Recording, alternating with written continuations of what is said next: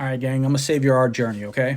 So this is the art equation, okay? Almost every artist is gonna fall into one of these three categories. Let me elaborate because I made it up, okay? But you're basically gonna have your reference plus correct equals copy artist, which means someone who can look at a reference, draw everything down to the last drop, perfect. The best result that they're ever gonna have is a copy. This is your realism and your hyper realism artists. Being able to do it correctly is a skill set on its own, but it's going to get boring if you're able to do that. And all you have to rely on is always a reference that you are going to copy verbatim. These guys and girls can usually not create their own characters. They don't understand anatomy. They only know they can draw what's in front of them.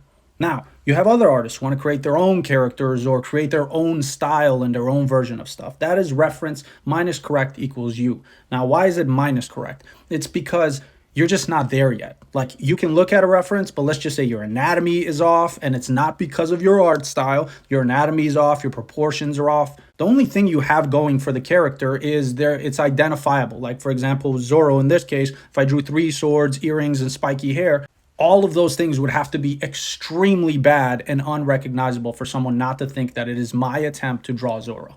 And many artists are stuck here. And the way you progress for that and get to this one is reference plus you equals correct. Means you are referencing something. In this case, I didn't use a reference, but I'll tell you why I'm still using a reference even when I'm not. The point of that is you're looking at a reference, you have your own style, and it still turns out something palatable.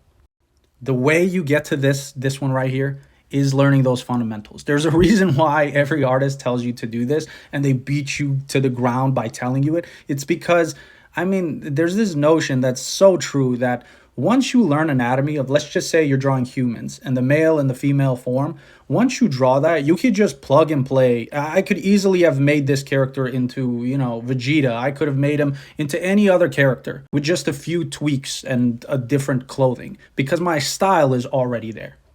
And I know that I said reference here. Even when you are not using a reference, you are still referring to your visual library.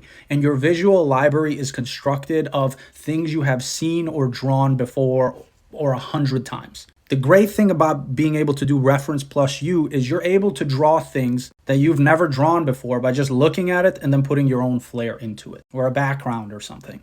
This is the end goal. It never gets boring from here.